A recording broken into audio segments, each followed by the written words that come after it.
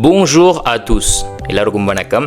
இந்த வீடியோவில் வந்து சில அடிப்படை வாக்கியங்கள் நாங்கள் பார்க்க போகிறோம். அடிப்படை வாக்கியங்கள் கொண்டு இன்னொரு வீடியோ நான் செஞ்சிருந்தேன். அதை வந்து நீங்கள் கீழே இருக்க டிஸ்கிரிப்ஷனில் பார்ப்பீங்க. இது இன்னொரு புதிய வீடியோ அடிப்படை வாக்கியங்களை கொண்டு வாங்க தமிழில் பிரெஞ்சு கற்போம்.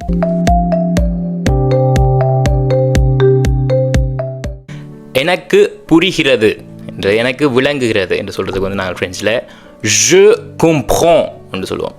je comprends என்றால் எனக்கு புரியுது. எனக்கு புரியவில்லை நீங்கள் சொல்வது வந்து எனக்கு விளங்கவில்லை, எனக்கு புரியவில்லை என்று சொல்வதற்கு வந்து நாங்கள் je ne comprends pas என்று சொல்லுவோம். je ne comprends pas என்றால் எனக்கு புரியவில்லை என்ற அர்த்தம். அடுத்து வந்து என்ன பிரச்சனை என்று கேட்பதற்கு வந்து நாங்கள் ஃப்ரெஞ்சில் quel est le problème என்று சொல்லுவோம். quel est le problème. le problème என்றால் தெரிஞ்சிருக்கும், ப்ராப்ளம் என்றால் பிரச்சனை. அப்போ quel est le problème இதை வந்து நீங்கள் c'est quoi le problème என்றும் நாங்கள் சொல்லலாம். என்ன பிரச்சனை என்று கேட்குறதுக்கு c'est quoi le problème என்றும் நாங்கள் இதை சொல்லலாம்.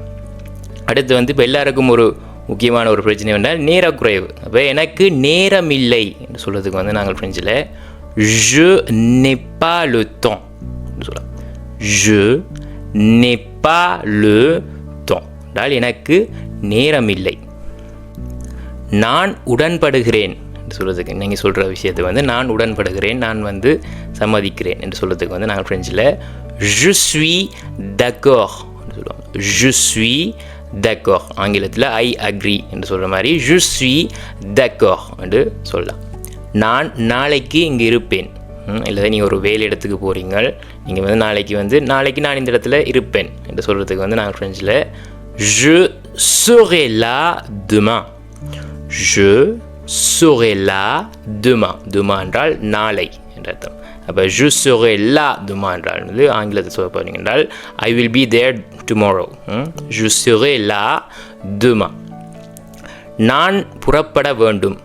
நீங்கள் ஒரு கொண்டாட்டத்தில் இருக்கிறீங்க அல்லது ஒரு கூட்டத்தில் ஒன்றில் இருக்கிறீங்க, ஆனால் நீங்கள் உடனே புறப்பட வேண்டும். அப்போ வந்து என்னது நீங்கள் கட்டாயம் புறப்பட வேண்டும் என்று சொல்கிறதுக்கு வந்து நாங்கள் ஃப்ரெஞ்சில் je dois partir என்று சொல்லலாம். je dois partir. இது வந்து நீங்கள் ஆங்கிலத்தில் பார்த்தீங்கன்னா je dois என்றால் I must வந்து ஒரு கட்டாயத்தை குறிக்குது. je dois partir. Okay, je dois partir. அடுத்து போகலாமா. நீங்கள் ஓகே போகலாமா என்று சொல்கிறதுக்கு வந்து நாங்கள் ஃப்ரெஞ்சில் on y va என்று சொல்லுவோம். on y va என்றால் போகலாமா என்று கேட்குறது.